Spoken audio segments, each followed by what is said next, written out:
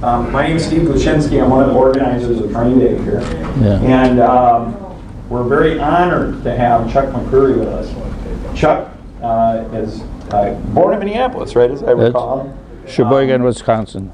Oh, that's right, Sheboygan, Wisconsin, because his book, he's the book, author of the book, Train Pictures. 1946 to 57. 57. Yeah.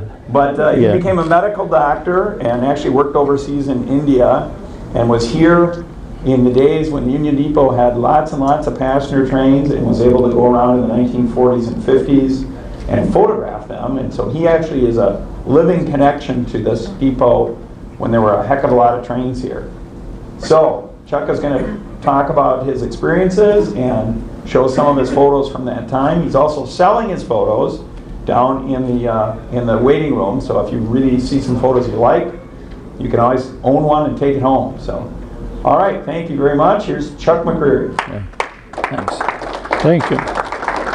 Thanks, Steve. I'm Chuck McCreary, a rail fan, and I came to Minneapolis when I was 18 years old in 1950. Our family moved up from Sheboygan, Wisconsin. I had been taking train pictures since I was 14, and I'd taken a lot of pictures in Chicago, Milwaukee, and in Pennsylvania, and in Sheboygan. And when he came up here, it was a different world and a wonderful world. I'm going to talk about the trains that came in and out of, I call it SPUD, St. Paul Union Depot. We're going to talk about them. I'm going to talk a lot about what a great variety of trains there were. And then at the end, just talk about how beautiful they were. Then you'll know I'm really crazy when I get to that part. But anyhow, I'm 83 now, and the thing is, when you're 83, when you get my age, if you don't remember, you say you make something up, and that's psychiatrists call that confabulation. So I may be confabulating. I don't know. I don't think so. Just to keep it honest, and I'm going to pass this book around as we go. This is the official guide of railways for August 1953, and I want everybody to feel how heavy it is and how many trains there were listed in there. It's an amazing way to make a testimony about what we had. The first picture, it shows us a little layout of what the SPUD throat tracks looked like.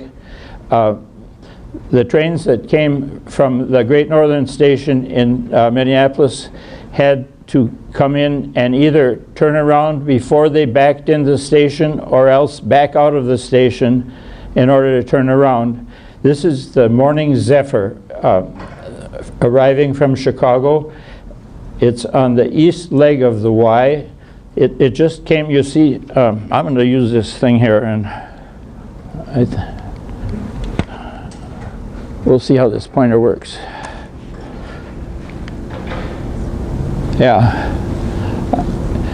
There's the Mississippi River there. And it had come up the Mississippi River and came in here. And it's going to turn around. It's going to leave the east leg of the Y, and that track in the front of it is the north leg of the Y, and it's going to back onto there and on into the station. And this was one of the wonders of taking pictures there. You got a lot of looks at the train coming and going and moving around. This is another look from the same direction. There's, again, the east leg of the Y there. Today that is the only track that's there, but that is the most important piece of track in the Twin Cities. Almost all the freight trains, or I'll say about 90% of the freight that comes into the Twin Cities area comes on that track. And the rest of this is all gone. The land to the left there in the picture is now the Bruce Vendel Nature Preserve. And then behind this there is another line of tracks where that train is backing up on. That's the line of the Milwaukee Road that they can come into the station or they can bypass it on that track. It's a giant maze of things that happen. Here's another shot with a Milwaukee Road freight train moving along and this is the south leg of the Y in the foreground here. And that water tower is right beside the roundhouse. They had their own roundhouse there at Spud in those days. Here's the Empire Builder backing into the station from the south leg of the Y. In the 1950s, some of the trains backed in and some of them backed out. By the 1960s, they were all they were backing in and leaving out. Here's another view. This is, I used to call this the 4th Street Viaduct. Apparently it was East Kellogg Boulevard, but in my book and every place I talk about it, I kept referring it to 4th Street. Well, anyway, that was probably one of the #1 trains we saw first. Here's probably the smallest one, and it's a Sunday afternoon and everything is really quiet. This is the Chicago Great Western. It's their train to Kansas City. It leaves Minneapolis about 3 in the afternoon, and all night long it goes across Minnesota and Iowa and gets down to Kansas City, makes about 50 stops, and gets there in the morning. There weren't very many people riding that train anymore. That was something of the past. This is a list of all 19 departures for Chicago from Spud. If you just look at it, the main feature of Spud, if you think of it analytically, is that it was the launching place for people going to Chicago. There were 19 trains going, you see them at different times, and there were 19 others coming back from there. Altogether, there were 50 trains coming and going from Spud in a day, but 19 of them were the Chicago bunch. And they were, of those 19, 14 of them all went out the same track and went along the same line for the first 19 miles. I'm going to show you some pictures down there along the line too, because you get to see the trains. They're really elegant trains backing up and going slowly, and then we get a look at them speeding along when they were out there. And where 14 of these trains, that would be actually 28 of them, because they all come back too, or their cohort comes back. This is a picture of 2 of the big engines meeting each other there. The big Western railroads, the Northern Pacific and the Great Northern, came only as far as St. Paul, and then they turned their trains over to the Burlington route for the ride another 427 miles down to Chicago. And this is the 2 Burlington engines. The one on the right is the North Coast Limited backing out, and the one on the left is the Empire Builder diesel waiting to back in. It was an exciting time. If you've been down there already today, in the big room where all the tables are set up and their vendors down there, the waiting room it's called, you can only imagine it would be packed with people. The Empire Builder, the North Coast Limited left at 7, the Olympian Hiawatha at 7:10, and the Empire Builder at 7:15. They all left from the same place on the same track and followed one another for the first 19 miles. And then the Milwaukee split off, but the Burlington ones kept going on down on the east bank of the Mississippi. Milwaukee was on the west bank then. Here's another shot at that same moment. This is the North Coast Limited backing out past the Empire Builder diesel. And here on another day, the same 2. This is, again on the right, the North Coast Limited backing out, and the Empire Builder diesel getting ready to hook onto its train and chase out after the North Coast Limited. It was an exciting time for us. Here, I'm just a little bit ahead here. I think I jumped way ahead, John. Okay. I have to thank my son John for being here with me. He knows what we're doing. Yeah. Here we go. I probably. No, I think it was the computer. Okay. Okay. We'll get it back up here. We're going to go way back to the beginning, almost the beginning.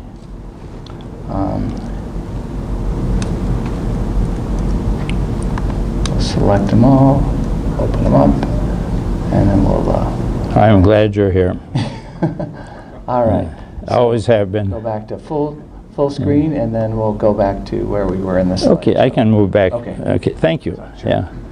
Stick around. Yeah.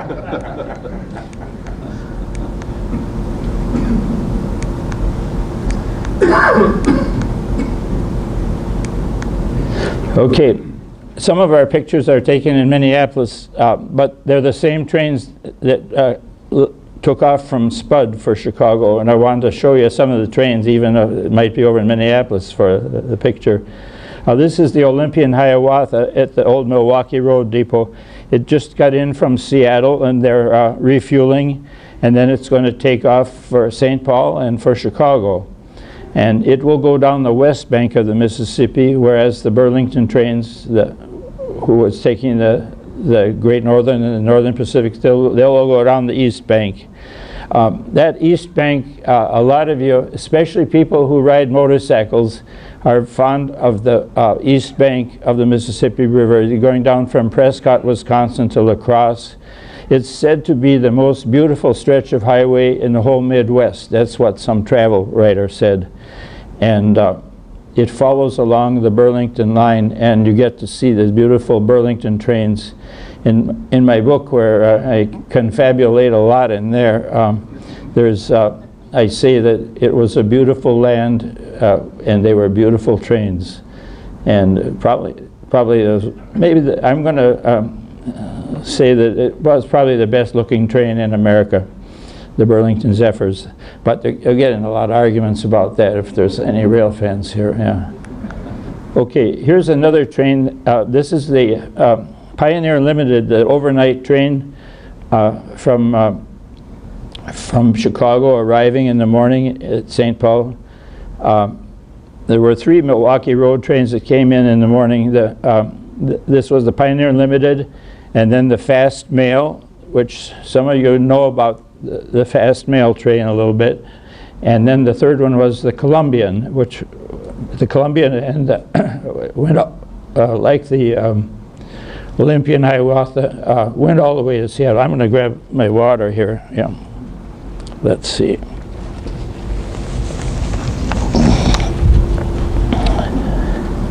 Yeah.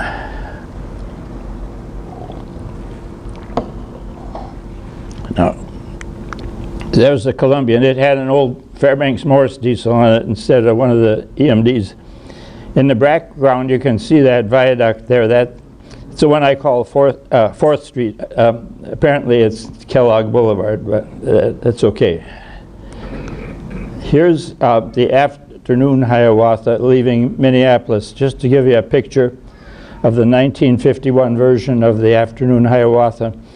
They got this beautiful symbol of the running Indian, which is Hiawatha, on the front, and they were really proud of that. And it's something special that they took great pride in. Here's 2 of the trains parked there at Spud while they're getting cars shifted around for their trains. The Milwaukee Road train and the Northwestern train. Here's a night train from Chicago on the Chicago Northwestern. That's that train right in the center there. That's the Northwestern Limited. That was really a high-class sleeping train, like the Pioneer Limited. My dad was a Lutheran minister, and he had a job when we moved to Minnesota, traveling to different churches, and he traveled a lot to Milwaukee. He preferred the Pioneer Limited, but he thought the Northwestern Limited was pretty good too. And then going out west, he thought the Milwaukee Road had the prettiest scenery through the mountains. He could really, you got to be careful when you say those things to people, because somebody else thinks otherwise probably. Here, after that, there's the Zephyr backing in. That's the morning Zephyr. It had left Minneapolis, which is 11 miles away by track, and there it's backing into the St. Paul station. Here's another picture of the morning Zephyr backing in. This one was taken in 1956. That other one was taken in 1954. but it's changed already even then, that the beautiful 1941 engines, which again, and many people will say were the best looking engines and best looking diesels they ever built, they'd been replaced by the big, heavier General Motors E8 engines, but he's back in and it's a long Zephyr that day, extra cars. They had to have 3 units because it's right after Christmas and it's part of the Christmas rush. There in the right-hand corner, there's the tower of the First National Bank. That's a landmark thing, so you can tell it's really St. Paul. Here's the train that comes up from Chicago through Madison, Wisconsin. It's called the Victory. I imagine that train was started right at the beginning of World War II. That they talked about victory a lot there. People did in everyday conversation and in ads and everything. We were in the early stages of World War II, and the Victory came up, and they didn't back the whole train around. They took the train into the St. Paul depot and then ran the engine around the train over to the turntable where it is. It's sitting beside the turntable right now. Turned the engine around and then backed it on, and they towed the train backwards the last 11 miles into Minneapolis. I don't know why, but I think it was because they didn't have to do any shifting then in Minneapolis. It was all set to go the next morning, or probably the next evening. It would sit all day in the old CNNW yard up there in North Minneapolis. You know, there was a lot of railroad yards up there on the near north side. The Chicago Northwestern and the Chicago Great Western and the Sioux Line and others had yards all around that place. It's a lot of it has changed now. Here's another picture of that same engine, and beside him over there on the left, I guess it's on the right it's on the right. The white engine there that's the engine for the Blackhawk. That was the Burlington's overnight sleeper. Those are both E8s. They were the second last of the first generation diesels. The first generation diesels are the ones that ran the steam engines off, chased them away, and these were some of the best of them. The others, the E5s from 1940 looked better, but these were probably much stronger.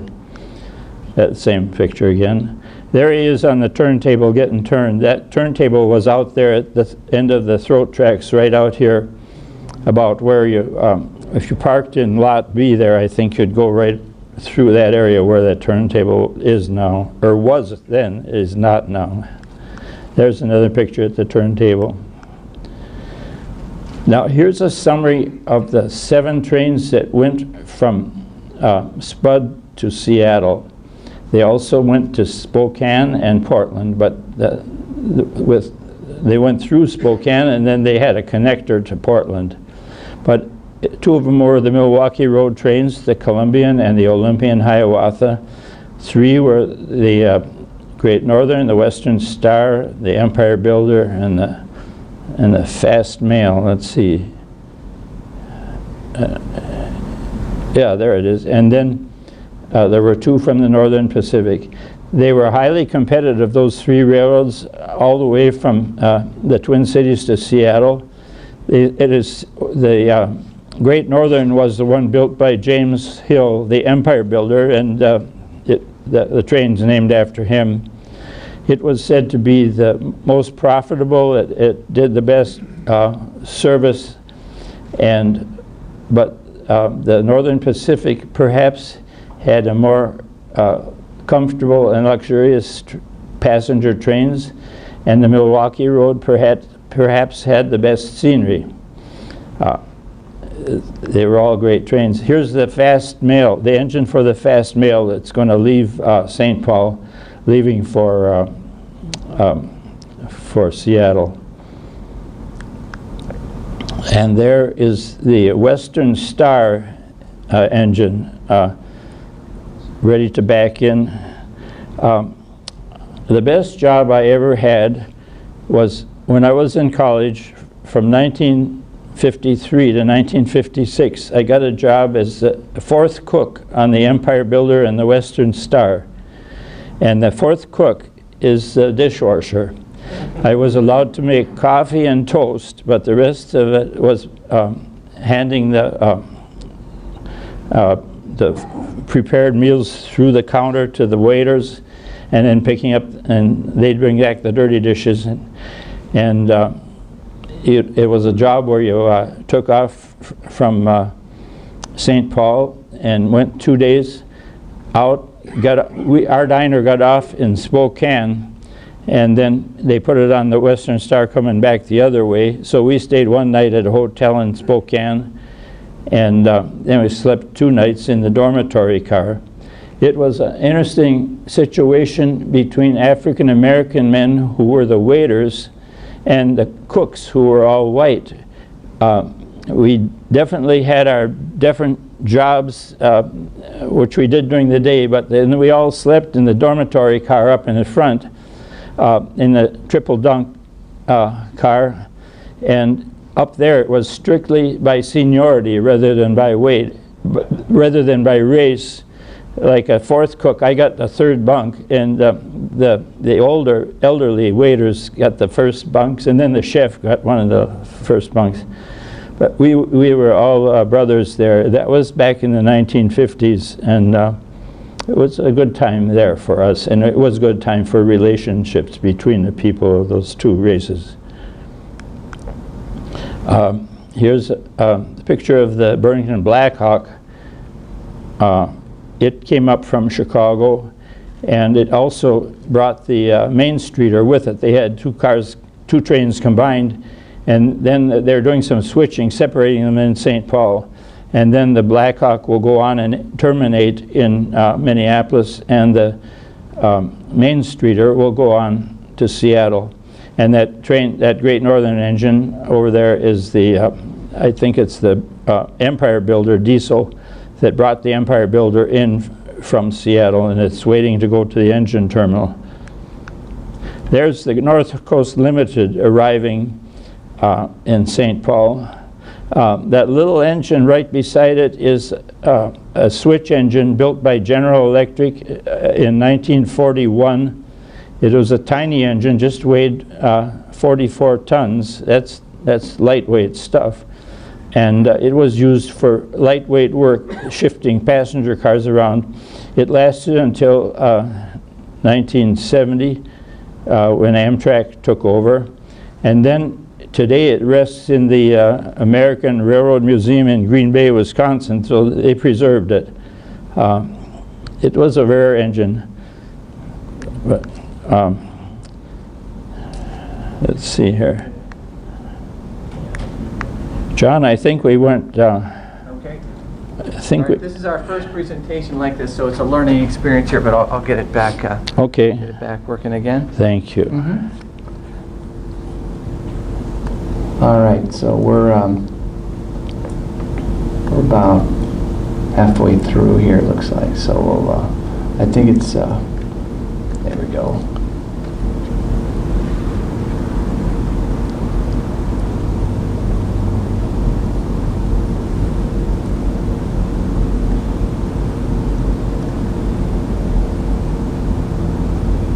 Have we gotten to this one yet? No. Okay, No. all right. A little bit back further. Go back a little bit further. Yeah. There we go.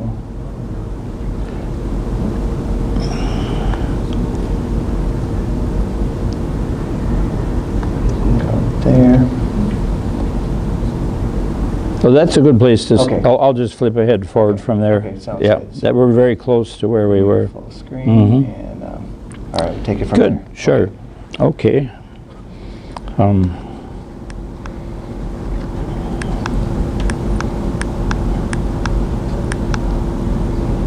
There's a picture, again, looking up at the 4th Street Viaduct. That's all gone now. Of course, when they build I-94, they rebuild all that area. But this is a Northern Pacific steam engine, a freight engine there. He's backing into the Northern Pacific commissary. They had the same kind of a deal as we did. Really, the the dining cars were based out of a commissary in St. Paul for both railroads. And he's backing into there. You can't see it there. And there on the right is the North Coast Limited backing out. That second unit on the North Coast Limited is a little stubby engine. The back of it, the front is facing backward, and it's called a shovel nose. It was a 1936 engine for the Twin Cities Zephyr. They were pioneer engines. They're collector's items now. After they got the newer diesels in 1940, these became booster units, and they used them until 1951. So we got to take pictures of them, even though they weren't leading trains anymore. But a lot of people had good memories about them. This is the Empire Builder diesels backing out of the station after having delivered the Empire Builder from Seattle. Here's the Western Star. This is taken out there in the Kenwood area. You can see that Kenwood water tower there on the right. The Western Star was the engine, was the train that I did my dishwashing on, and in this picture in 1951, it was going out the Wilmer line, the main fast line. By the time I got started there in 1953, they were running it up through their secondary line, up through Sauk Center, and then both lines ended up at Fargo, and then they combined to go on west. But it was a nice train. The Empire Builder Streamliner had been built in 1947, right after the war, and then in 1951 they built a brand new Empire Builder, and the old Empire Builder train sets all became the Western Star, and that's the one I remember well working on. Here's a North Coast Limited arriving from Seattle, and the Empire Builder diesel waiting to go in to pick up a train, waiting to pick up the Empire Builder to take it on to Chicago. Okay, I put this in writing so I would say it well rather than try to remember it. But this is where the confabulation begins, and where the important part of being a rail fan begins. That most of all, Spud was a launching pad sending off trains as though they were like rocket ships, full of travelers rushing off to Chicago 19 times each day.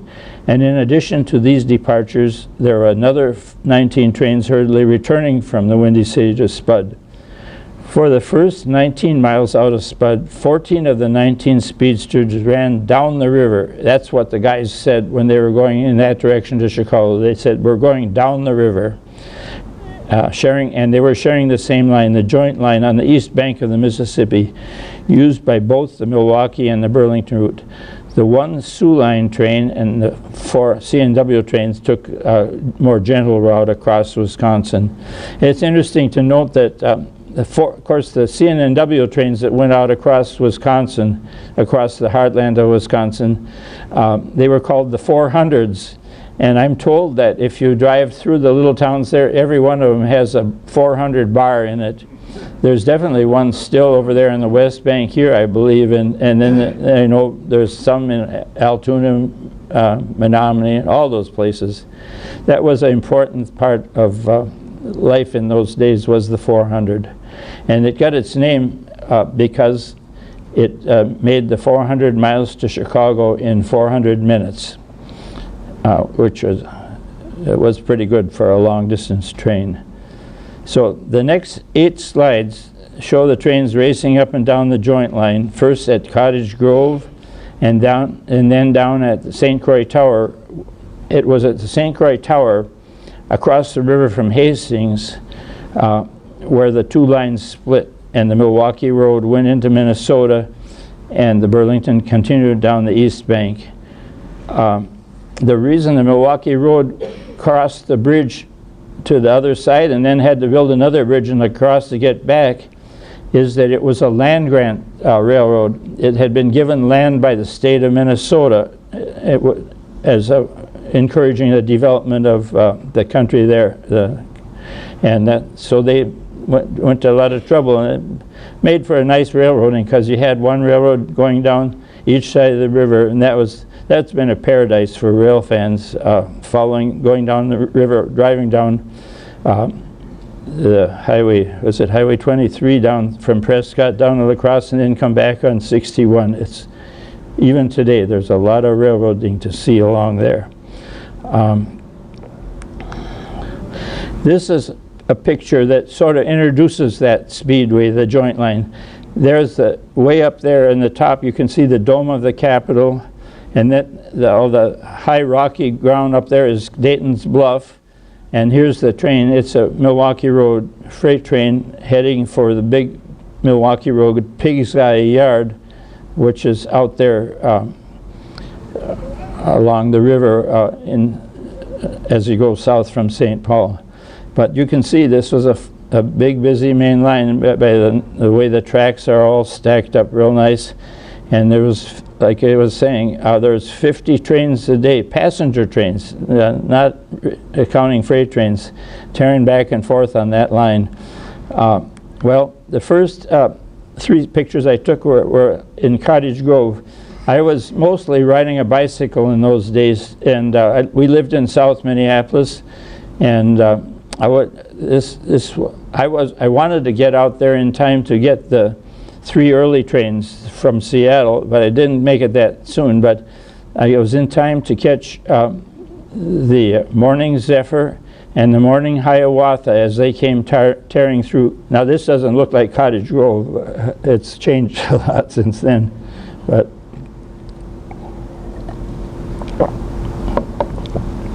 anyway, I'd parked my bike there and along came the first one.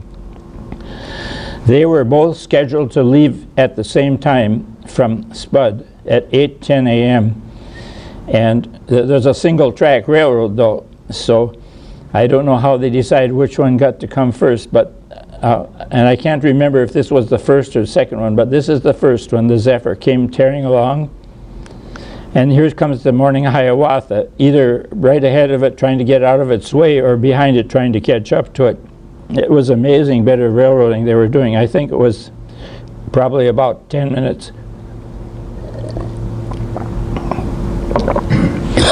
About 10 minutes between them.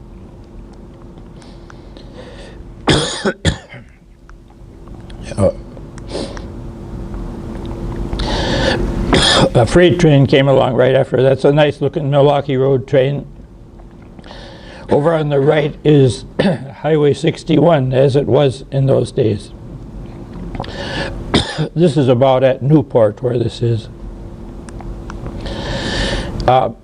2 years later, I found a way to get up early down there. I rode down the night before in my bicycle and stayed in the old Gardner Hotel in Hastings, which is just across the river from here. And then in the morning, I got up on the bicycle, rode across the river, and this was the first train that came along. He's headed for St. Paul. It's the North Coast, pardon me, yeah, it's the, is it the North Coast Limited? Yeah, it's the North Coast Limited, headed for St. Paul. It's got one of those shovel nose boosters on there. Here's a second one, same thing at the tower there. I never did take a good picture of the tower, but there it is behind that baggage car there. Or that Railway Express car, yeah. The Railway Express agency was the equivalent of what's FedEx and UPS today. For packages, you send them by Railway Express, and they went by train. And then the 3 big trains came tearing by from Spud. The trains that had come from Seattle. The first one had left Spud at 7 a.m. and here it is 19 miles down the road at St. Croix Tower. He's reaching out. That's the fireman reaching out and picking up a copy of the train orders. that the tower men put out for them, telling them what they're supposed to do in the next distance, which trains they're supposed to meet, when they're supposed to go into a siding, and if it's okay to go fast. Here's the second train. It left 10 minutes after the first one. That's the Olympian Hiawatha, the Milwaukee Road train. It will, at this point, cross the river into Hastings and then go down the west bank. And here's the Empire Builder, the third train. It stays here on the east side, and it's a heavy, fast train today. It has two E units, one on the front and one on the back, and one of those shovel nose boosters in the middle there. This picture was taken riding home from there that morning. That's the morning Zephyr. That's about hour and a half later. And he's coming to Jamaica Avenue. If you go to Jamaica Avenue now, where it crosses Highway 61, there's 2 traffic circles and a huge bridge over the, and the tracks are on a huge bridge over the highway, but it's a busy, busy place. It's all built up. This is Jamaica Avenue in 1953. It was a really very quiet place, pretty spot. Okay, here's just a rundown of the other trains that were at Spud. This is just a list of the departures. There's 50 of them. As I said, Chicago was the main reason for Spud's existence. There are 19 trains daily leaving Spud for Chicago. Then Seattle was second with 7. Then Duluth Superior with 5. Winnipeg with 2. Vancouver, BC with 1. We're going to show you a couple pictures of that. That was a Soo Line train called the Mountaineer. In those days, it only went as far as St. Paul, and then it went from St. Paul up to Winnipeg and on out through the Canadian Rockies to Vancouver. It was a beautiful train, and then the next one is to Hudson. That was a neat train too. That was the Twin Star Rocket. That was the it stood for the Lone Star State and the North Star State, and it left Minneapolis about noon, St. Paul about 12:30, stopped in Kansas City in the evening, then went on, reached Fort Worth and Dallas in the morning, and arrived in Houston at 12 noon the second day. About a 24-hour trip, about 1,363 miles. I remember that one, yeah. It didn't go out of the central time zone. It stayed in the central time zone all that way, and that was a really unusual thing for a train to go all the way to Texas from here. And it was the Rock Island all the way too. Then there were 3 trains going to Kansas City, 2 on the Rock Island and 1 in the Chicago Great Western. 1 train to St. Louis, the Zephyr Rocket. This was we'll show you a picture of that one too.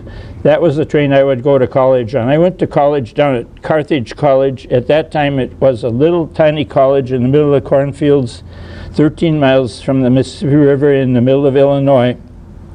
They've moved to Kenosha, Wisconsin now, and they're doing very well. They didn't do very well where they were. But I would take the train there.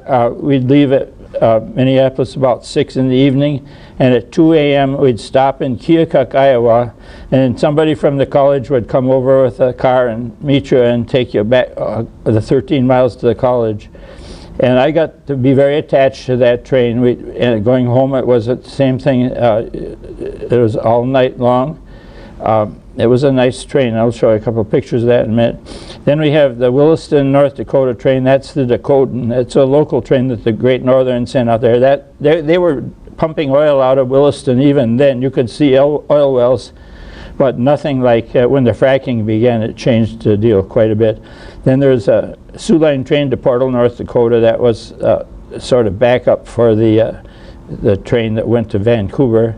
And then the Enderline local to North Dakota. That was a neat train from St. Paul to out into the middle of nowhere in North Dakota. And then there was the NP train to International Falls, and then the Soo Line train to Sault Ste. Marie. We'll see a picture of that. And then the former Alaskan, which used to be a transcontinental train, only came as far as went as far as Glendive, Montana. Well, that's the lineup that trains were here.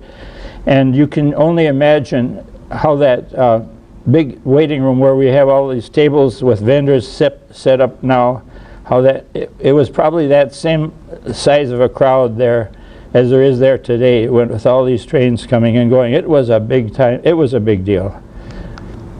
Well, here's the train leaving for Duluth. That's the overnight train. Pardon me, it's coming back from Duluth. It had come in and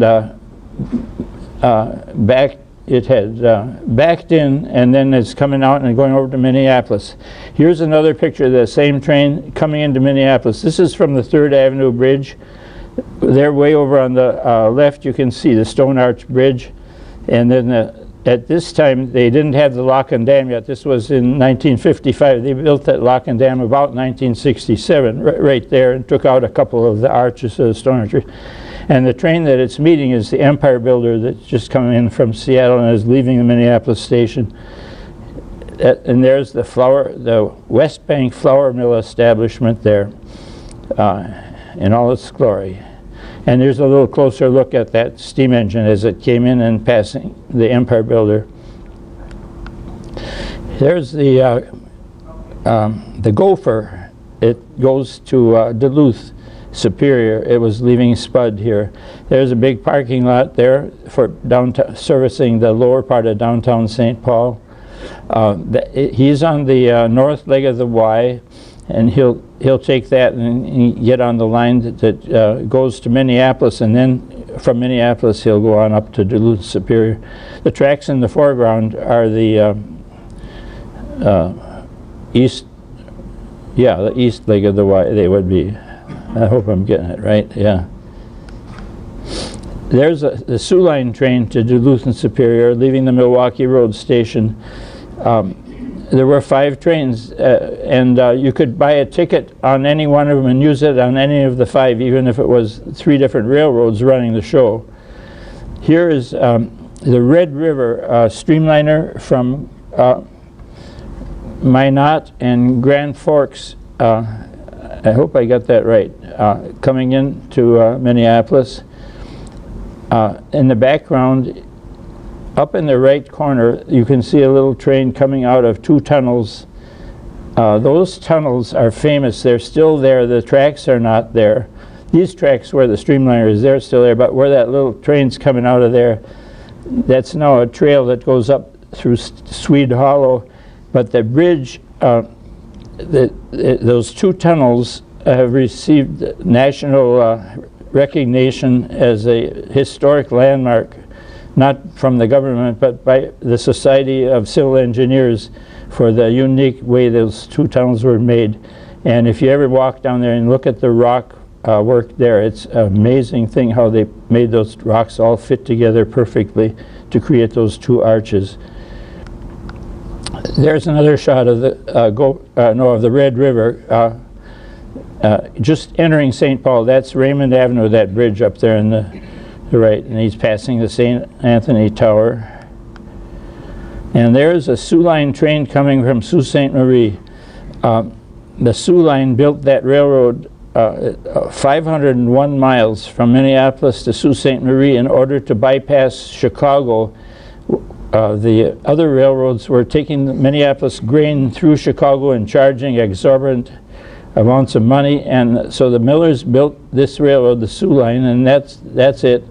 This is the train that left there last night, and it traveled 501 miles across the very desolate country of Upper Peninsula, and then into Wisconsin, and it's coming into St. Paul Station. There he's arriving. That's a Sioux Line passenger engine getting ready to turn on the turntable there. Again, another Sioux Line. I think that's probably the Winnipegger engines. They came down from Winnipegger, and they didn't go any further than St. Paul with that train, so they would have to turn the engine around and let it sit there till the next Winnipegger. Here's the Winnipegger arriving at the Milwaukee Road station in Minneapolis. It goes right past the Great Northern Station, then climbs up First Street, beside First Street, South 1st Street and comes up and then backs into the Milwaukee Road station. That's it there. The Soo Line was a beautiful railroad. It never had modern lightweight trains, but they kept their heavyweight passenger trains in beautiful condition, and it was a luxurious train, railroad to ride on. There, he's coming around beside the Minneapolis Post Office. In the background is the Great Northern Station that he went past, and now he's passing the Minneapolis Post Office on his way over to 1st Avenue South, and backing up there, he's backing into the Milwaukee Road Depot. There's 2 engine men of the Milwaukee Road watching one of the last steam engines ever to come into the Milwaukee Road Depot as he backs in. And that was the Mountaineer, was the train. Here's again the Atlantic Express that at one time came all the way from Boston through Montreal to Sault Ste. Marie to St. Paul and Minneapolis. That was in the late 19th century. They say that even in the 1960s, when the train was just a little local train that stopped every place, it was still announced each evening as the departure of the Atlantic Express. And it didn't go any further than Sault Ste. Marie, but that was it. And here's another Soo Line train, one from Chicago. This is crossing the Lake Street Bridge there, just near the Lake Street bridge that the cars go across. Then just north of there on the river is the railroad bridge. It's still being used. I think we slipped once more, John, but It's a good break because we got about 7 minutes. I think we'll stop now because, yeah. Did you want to take any questions? Or? Yeah, that's what we wanted to do, Okay. yeah. So we'll just leave whatever's on the screen, we can leave it on there. So, anyhow, that's how the trains were in 1950s. I'm 83, and so that among rail fans, I'm looked upon as a relic who actually saw these things. Most of the people. But anyway, is there any questions? Yeah, sure. What kind of camera did you use? The pictures are awesome. These are all from a Kodak Tourist, just a regular Kodak. They have a bigger negative than most cameras using a 35 millimeter now, and we did much better because we had bigger negatives. For my earlier pictures, which were really turned out well too, we used our old 1930s era family Kodak, and it was amazing too. Of course, we get to doctor them up. We put them in a computer and Photoshop, and we do a lot of stuff to make them look better, you know. Yeah. Well, I think I'm ready to stop. I'm going to, if somebody wants to come up and feel how heavy this book weighs, this is the list of all the passenger trains in the United States in August 1953 when we were taking this. And it's just amazing how many there were and how fast they disappeared. Yeah. So I think just to say, you'll be down at the booth down there, and a lot of these photos you have printed out for sale. Oh yeah. If people want them, and so we'll be there this afternoon and tomorrow. Yes, we will. Yeah. Well, yes, sir. Do you have any recollections of the St. Paul Union Depot at Christmas time when the trees would be put up down here? I don't remember that. No.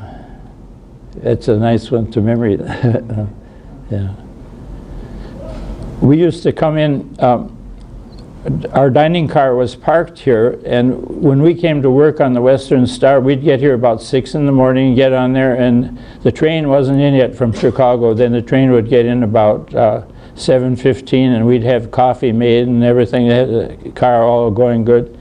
And then it would leave about 8 a.m. for Minneapolis and Seattle. But that's when I came into, well, it's always during the summer, I'd come into that big waiting room, and there's our diner sitting there waiting for us.